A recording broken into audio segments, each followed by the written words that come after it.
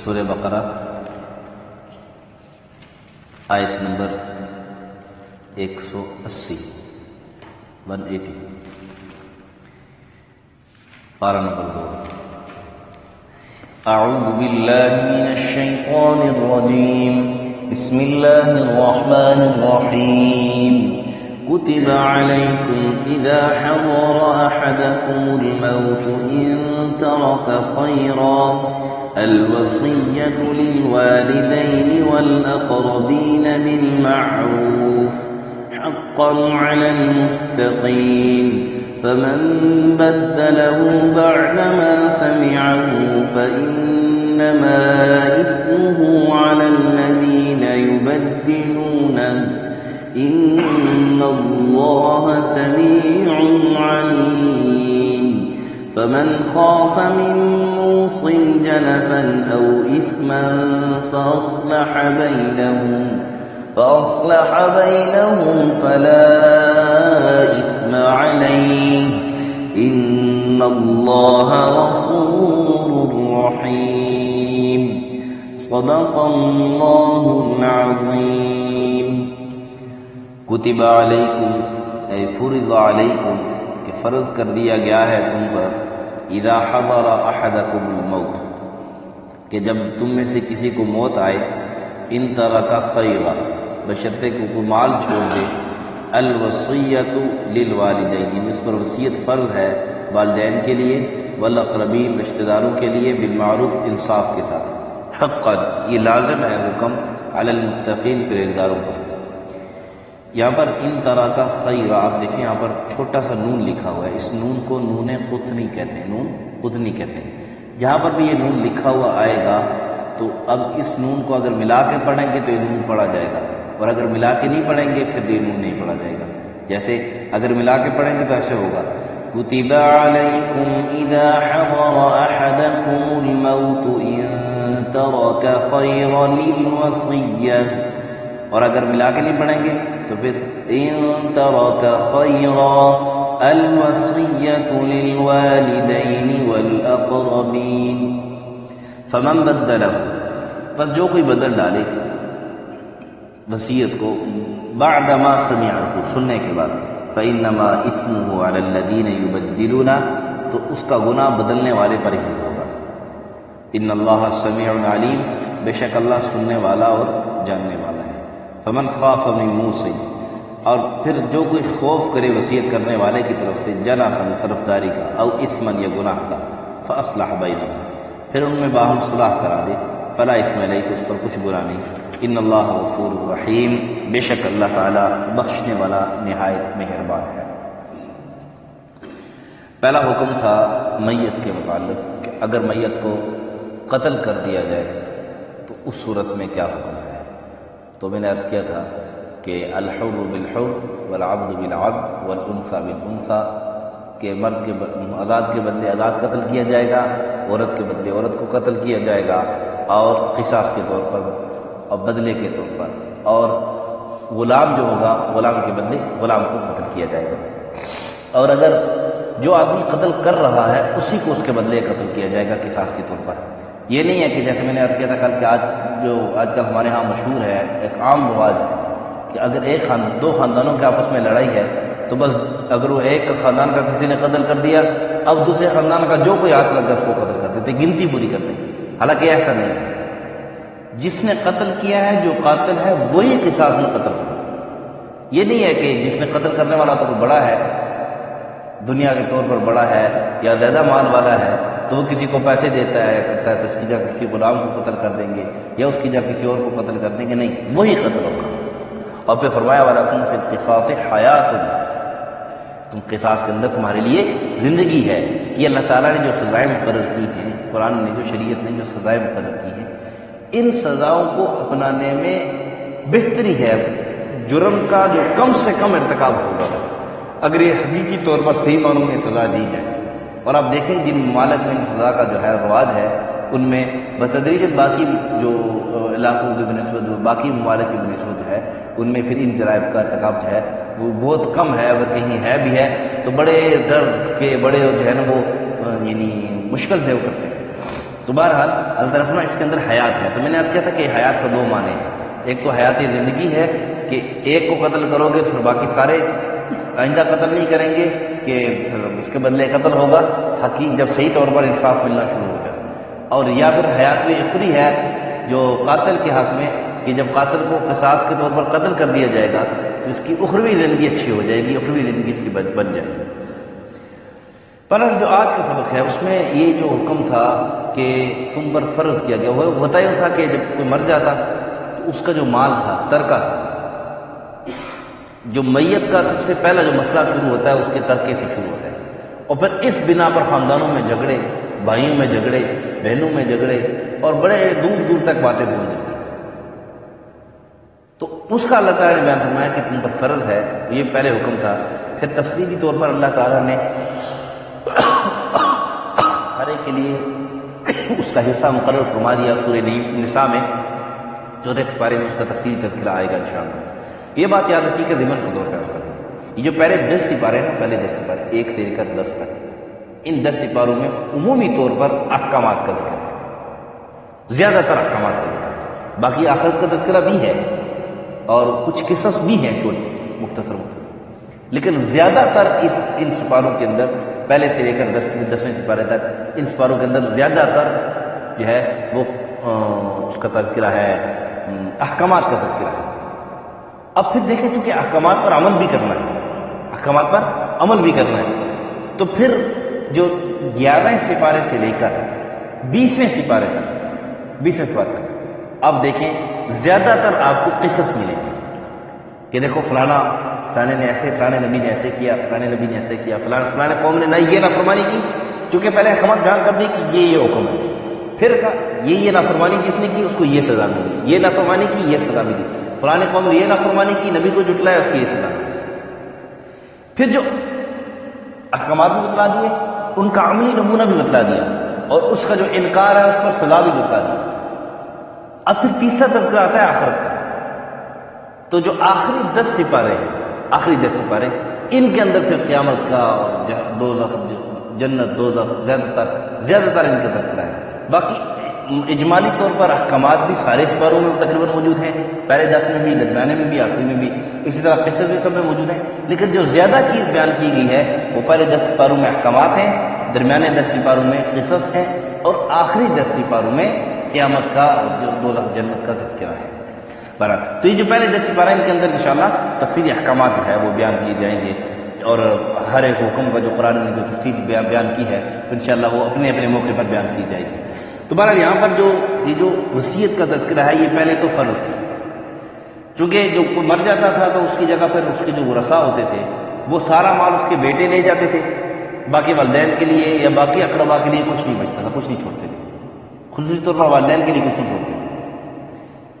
تو اللہ تعالیٰ نے پھر اس وقت یہ وصیت فرض کی تھی کہ مرنے والا مرنے سے پہلے وصیت کر کے جائے، اپنے مال میں وصیت کر کے جائے، اپنے مال میں وصیت کر کے جائے کہ بھائی میرا یہ مال ہے، اس میں سے فلانے کو اتنا ملے گا، فلانے کو اتنا ملے گا، فلانے کو اتنا ملے گا، فلانے کو اتنا ملے گا، انصاف کے ساتھ وصیت کر کے جائے تاکہ بعد میں آنے والوں کے لیے جو ہے وہ جھگڑا نہ ہو. تو اس لیے اللہ تعالیٰ کتب علیکم اذا حضر احدکم الموت، جب اس کو پتہ چل جائے کہ میں مرض موت پر ہوں، یعنی موت میری قریب آ گئی ہے، یعنی بیمار ہو گیا یا اثرات اس کو موت کے اثرات ظاہر ہو گئے، تو وصیت اس نے لکھی. ہاں ویسے تو عام طور پر یہ ہوتا تھا کہ چونکہ موت کا تو پتہ نہیں چلتا ہے، موت کا پتہ نہیں چلتا، حکم یہ تھا کہ وصیت اپنی ہر کوئی لکھ لیا کرے، ہر کوئی اپنی وصیت لکھ لیا کرے کہ میرے مال میں سے فلانے کو، والد کو اتنا، والدہ کو اتنا، فلانے رشتہ داروں کو اتنا، میری اولاد کو اتنا یہ حصہ ملے. پھر جب تفصیلی اللہ تعالیٰ نے ہر ایک کا حصہ الگ مقرر کر دیا تو اب یہ فرض ثابت ہو گیا. اب یہ بات فرض نہیں ہے. ایک صورت میں فرض ضروری ہے کہ اگر یہ جو جس آدمی نے کسی کا مال دینا ہو، کسی کا حق دینا ہو، اس صورت میں جو وصیت کرنا وہ اب بھی فرض ہے، اس صورت میں وصیت کرنا اب بھی فرض ہے. اس لیے ہم اگر کسی کے ساتھ کوئی معاملہ کریں تو شریعت نے کہا اس میں گواہ بنا لو، یا یہ لکھ لے کہ اذا تداینتم بدین الی اجل مسمى فاکتبوا، اس کو لکھ لو. کیوں کہ جب آپ نے کسی کو گواہ بنایا ہوگا تو آپ کے جانے کے بعد وہ گواہی دے گا، آپ کا بھی نقصان نہیں ہوگا، دوسرے کا بھی نقصان نہیں ہوگا. اگر آپ نے کسی سے پیسے لیے ہیں اس کا بھی نقصان نہیں ہوگا، اور اگر آپ نے کسی کے دیے ہیں تب بھی نقصان نہیں ہوگا کہ گواہ موجود ہوگا. یا بات لکھی ہوئی ہوگی تو اس صورت میں بھی نقصان نہیں ہوگا کہ بات لکھی ہوئی ہوگی تو عموماً جو شریف النفس آدمی ہوتے ہیں اس پر بھی اعتبار کر لیتے ہیں، اور جو شریف النفس ہو تو اس کے لوگ پھر اگر کسی کا اس نے کسی کے دینے ہیں پیسے تو جو اولاد والے ہیں، جو اس کے ورثاء ہیں، وہ تو اسی وقت اعلان کرتے ہیں، عمومی طور پر کہتے ہیں کہ بھئی اس کا جو حق ہے وہ آپ ہم سے وصول کر سکتے ہیں۔ بہرحال یہ ہے کہ یہ اس صورت میں اب بھی وصیت فرض ہے۔ اگر آپ کا کسی کے ساتھ کوئی معاملہ ہے تو اس میں بہتر یہ ہوتا ہے، بہتر صورت یہ ہے کہ آپ لکھ لیں، وصیت لکھ لیں، میں نے فلانے کے اتنے پیسے دینے، فلانے نے میرے اتنے پیسے دینے، یہ اس کے ساتھ معاہدہ طے ہوا ہے، اور اس میں بہتر یہ ہے کہ اپنے کسی دوست کو، اپنے والد کو یا اپنے بھائی کو یا اپنے بڑا کوئی بیٹا ہے اس میں سے کسی کو گواہ بنا لیں، اس کو یہ بات بتلاتے رہیں۔ بہت سارے والدین کی یہ ترتیب ہوتی ہے کہ اپنے بچوں کو کچھ نہیں بتلاتے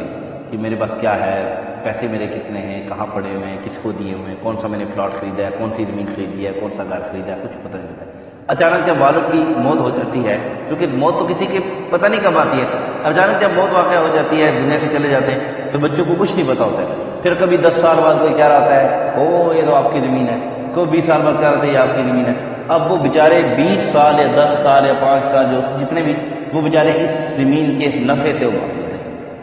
تو اس لیے بہتر یہ، کیونکہ آدمی جو کچھ کرتا ہے اپنی اولاد کے لیے کرتا ہے، اپنی بہتری کے لیے کرتا ہے کہ اب میرے اولاد کا مستقبل اچھا ہو، کہ میں نے تو زندگی گزار دی ہے، اولاد کا مستقبل اچھا ہو۔ جب ان کو پتہ ہی نہیں ہوگا تو مستقبل کیا اچھا ہوگا۔ اس لیے بہتر صورت یہ ہے اگر آپ کسی کے ساتھ کوئی معاملہ کرتے ہیں، مثلا کسی نے آپ نے قرض بھی لیا تو اس میں بھی اپنے کسی گھر کے فرد کو جو بڑا سمجھدار فرد ہے اس کو آپ ضرور اس بات سے آگاہ کریں۔ اللہ نے اگر والد دیا ہے تو کوئی بھی ایسا معاملہ کرنے سے پہلے والد سے ضرور مشورہ کیا، والد سے ضرور مشورہ کرو۔ اور ضمن کے طور پہ بات عرض کر دوں کہ والدین کا تو بہت بڑا جو رتبہ ہے، اس کے لیے تو الگ سے بہت وقت چاہیے اس کا رتبہ بیان کرنے کے لیے، والدین کا مقام بیان کرنے کے لیے، لیکن اتنی بات یاد رکھو، جتنے بھی بڑے ہو جاؤ نا، والد کے سامنے آپ بچے ہو۔ اب جتنے بھی بڑے عہدے والے ہو جاؤ، والد کے سامنے بچے ہو۔ والد کے سامنے یا والدین کے سامنے یا اپنے سے بڑے بھائی کے سامنے یا اپنے چچا یا اپنے جو آپ کے باپ سے بڑے ہیں ان کے سامنے اپنا عہدہ مت ظاہر کرو۔ اپنے عہدے کی بنا پر ان کو دبانے کی کوشش مت کرو کہ میں بڑا بن گیا ہوں، اب آپ کی میں نہیں مانوں گا، آپ میری مانیں گے، نہیں، یہ کبھی نہ کرنا، ورنہ تباہی اور بربادی، آپ تباہی اور بربادی کے دہانے تک پہنچ جائیں۔ اگر چاہتے ہو کہ اللہ دنیا میں ترقی دے، بہترین فارمولہ ہے کہ جتنے آپ اپنے والدین پر خرچ کرو گے اللہ اس سے دگنا بڑھ کر آپ کو دیتا رہے گا، اپنے مال میں بھی برکت ہوگی، اس میں برکت ہوگی۔ اس لیے دیکھو نا، وصیت میں اللہ تعالیٰ نے جو پہلا تذکرہ ہی والدین کا کیا کہ اس وقت والدین کا حق مارا جاتا تھا، والدین کو حصہ نہیں دیا جاتا تھا، پہلا تذکرہ ہی والدین کا کیا کہ اس کے لیے فرض ہے کہ والدین کے لیے وصیت کر کے جائے، کیونکہ اس میں کوئی حصہ ہی نہیں دیتا۔ لیکن آج کا جو اس کے بعد پھر یہ آیت نازل ہوئی، سورہ نساء کی آیت نازل ہوئی، اس میں جو اللہ تعالیٰ نے اولاد کے، بیٹی کے، بیٹوں کے، اس وقت بیٹیوں کو بھی حصہ نہیں دیتے تھے، عورتوں کو بھی حصہ نہیں دیتے، وہ سمجھتے ہی نہیں تھے۔ اس لیے ہم کہتے ہیں کہ عورتوں کو حق جو دیا ہے حقیقی طور پر وہ شریعت نے دیا ہے، اسلام نے دیا ہے۔ آج کل ہم سمجھتے ہیں کہ عورت کا حق بوال کیے جا رہے ہیں اور ہم عورتوں کو حقوق دیتے ہیں۔ شریعت نے جو عورتوں کو حقوق دیے ہیں، خصوصاً دین اسلام، شریعت محمدی صلی اللہ علیہ وسلم نے جو عورتوں کو حقوق دیے ہیں، یہ آج تک کوئی تنظیم دے ہی نہیں سکتی، کوئی کسی قسم کی تنظیم نہیں دے سکتی۔ بہرحال یہ بات کر رہا تھا کہ والدین کے سامنے اپنے آپ کو بڑا مقصد ہے، عہدے والدین کو نہ دکھاؤ، جتنے بڑے بھی ہو جاؤ، اور والدین اگر کمزور ہیں، جتنے بھی ہیں، ان کی خدمت کرو گے تو اس میں آپ کے لیے سعادت ہے، دنیا کی بھی آخرت کی بھی۔ بہرحال یہ اللہ تعالیٰ کا حکم تھا۔ اب بھی میں ضمن کے طور پر اسی عرض کی بات کہ کوئی بھی کام کر رہے ہو، اگر والدین زندہ ہیں تو ان کو اعتماد میں ضرور، ان سے ایک دفعہ مشورہ ضرور کر دیا کرو۔ یہ نہ کہو کہ والدین آپ کیا سمجھتے ہو، آپ کو کیا پتہ ہے، جو ان کو پتہ ہے وہ آپ کو نہیں پتہ۔ چاہے جتنے بھی بڑے بن جاؤ، جتنا ان کا تجربہ ہے، جتنی ان کی سوچ ہے، جتنی ان کی سمجھ ہے، وہ آپ سے کم نہیں ہو سکتی، اتنی سوچ آپ کی نہیں ہو سکتی، چاہے جتنا بھی آدمی بڑا بن جائے۔ اس لیے ہر معاملے میں والدین سے مشورہ ضرور کر دیا کرو، والدین سے، اور جائز معاملات میں ان کی رائے کو ضرور ترجیح دیا کرو۔ جائز معاملات میں جہاں ہاں بعض دفعہ ایسے ہوتے ہیں کہ ناسمجھی کی وجہ سے کوئی ناجائز بات کہہ دیتے ہیں، تو اس میں بھی جو ہے وہ نافرمانی کا حکم نہیں، مطلب نافرمانی سے مطلب مراد یہ ہے کہ ان کی بدتمیزی کا حکم نہیں ہے، بدتمیزی کرنے کی پھر بھی اجازت نہیں ہے، ان کی تمیز کے اندر رہتے ہوئے معروف طریقے سے ان کو سمجھایا جائے کہ یہ بات ٹھیک ہے۔ بہرحال اپنے کسی ایک فرد کو یا کسی اپنے رشتہ دار کو، ایسے اعتماد والے آدمی کو اپنے ہر قسم کے معاملات سے باخبر رکھنا چاہیے، تاکہ آپ کے دنیا سے رحلت کر جانے کے بعد کوئی نہ کوئی اس کا ذریعہ، کوئی نہ کوئی سورس اس کا موجود ہو، تاکہ کسی کا، اگر آپ نے کسی کا حق دینا ہے اس کا بھی نقصان نہ ہو، اور کسی نے آپ کا حق دینا ہے تو آپ کا بھی نقصان نہ ہو۔ یہ وصیت اب بھی فرض ہے، یہ وصیت کرنا اب بھی فرض ہے۔ پھر کہا فمن بدلہ بعد ما سمعہ، کہ جو کوئی بدل ڈالے وصیت کو سننے کے بعد، فإنما إثمه على الذين يبدلون۔ مثال کے طور پر آج کل کے جو، چونکہ بعد میں جو تفصیلی آیت نازل ہو چکی ہے، تو اس اعتبار سے اس آیت کا حکم یہ ہے کہ ایک آدمی نے وصیت کی کہ میں نے فلانے آدمی کے اتنے ہزار، مطلب 5,000 روپے دینے، میں نے فلانے آدمی کو 5,000 روپے دینے۔ اب کسی ایک آدمی نے وہ وصیت سن لی، اب اس کو محفوظ کرے، اب اس کے مر جانے کے بعد اس نے یہ وصیت دوسرے کو بتلائی، اس کے اولاد کو بتلا دیا کہ یہ آپ کا والد تو کہہ رہا تھا کہ میں نے اس کے، یا اگر اس کے ساتھ لگتی ہے، مطلب اس کے ساتھ وہ اس کی جو ہے نا رشتہ داری ہے، یا اس کے ساتھ اس کی زیادہ قرابت داری ہے، تو اس کو جو ہے نا وہ زیادہ فائدہ پہنچانا چاہتا ہے، وہ کہتا ہے آپ کے والد نے تو کہا تھا کہ آپ کے والد نے اس کے 10,000 روپے دینے، یہ فمن بدلہ بعد ما سمعہ، وصیت سن لی اور اس کے بعد اس کے اندر تبدیلی کر لی، تو اب بیٹے تو دے دیں گے 5,000، تو اب یہ جو 5,000 کا جو نقصان ہوا ہے اس کا وبال اس پر ہوگا، لینے والے پر نہیں ہوگا، کیونکہ اس کو تو پتہ ہی نہیں ہے۔ ہاں اگر لینے والا کہہ دے، لینے والے پر بھی ہوگا، اگر اس کو معلوم ہے، لینے والے پر بھی ہوگا اگر اس کو معلوم ہے کہ اس نے تو میرے 5,000 دینے تھے، 10,000 کہاں سے آئے، پھر بھی ہوگا،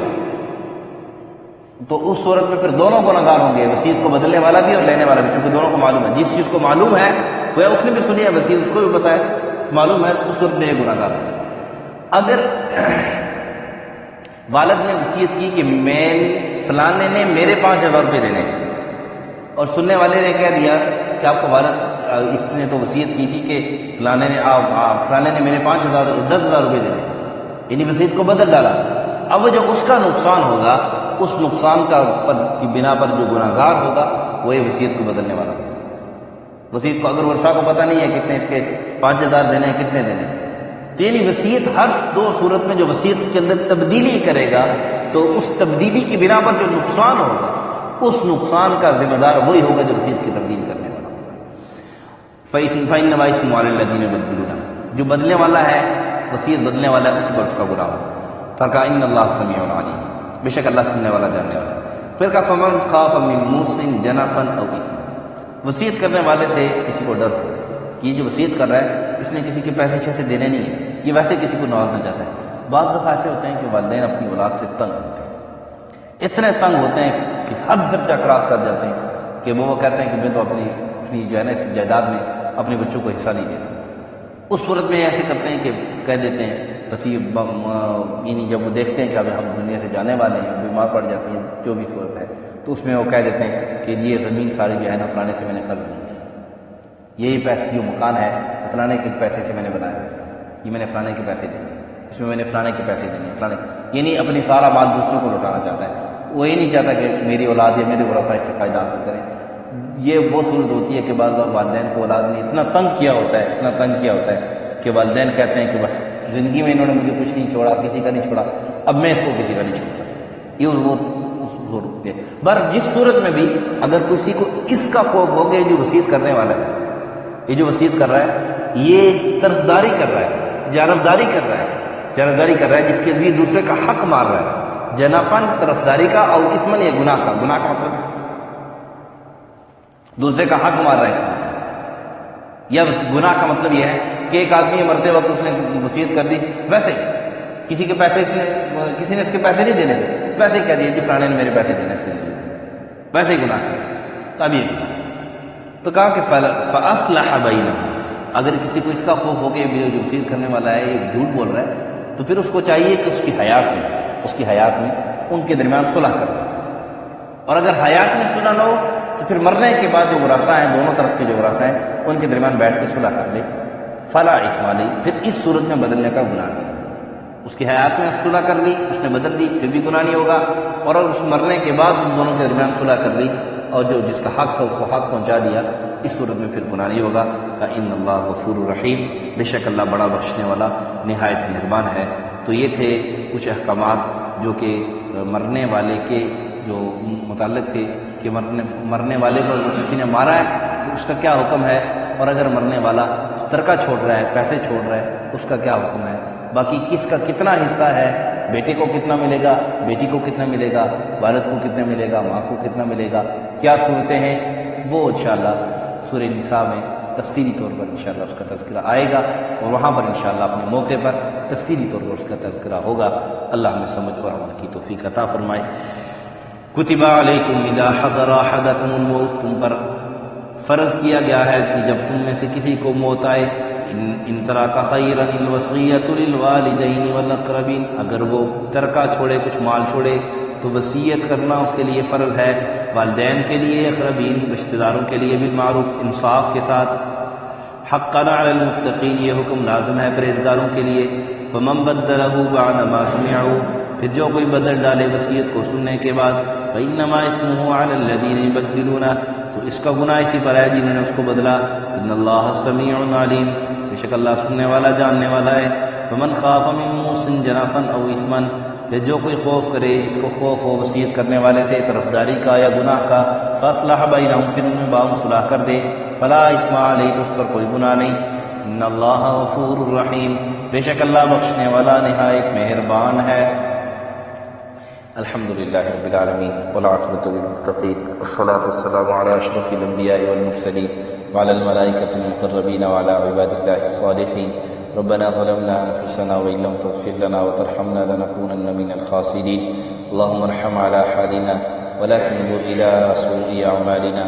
اللهم اشف مرضانا مرضى المسلمین، اللهم اقض حاجاتنا عن الغیب، وصلی اللہ علی النبی الکریم محمد وعلی آلہ وصحبہ۔ ایک بات رہ گئی کہ جو وصیت کرنے والا وصیت کرے گا تو اس کے کتنے مال میں وصیت لازم ہوگی، تو اس کے ثلث مال میں، مال کے تہائی حصے میں وصیت لازم ہوگی، کہ اس کے اندر جو ہے نا، اس راؤنڈ اباؤٹ آپ وصیت پر عمل کر سکتے ہیں۔ ایک آدمی مرتے وقت سارے مال کی وصیت کر دیتا ہے تو سارے مال کی وصیت پر عمل نہیں کیا جائے گا، اس مال کے تہائی حصے ثلث سے وصیت پر عمل کیا جائے گا۔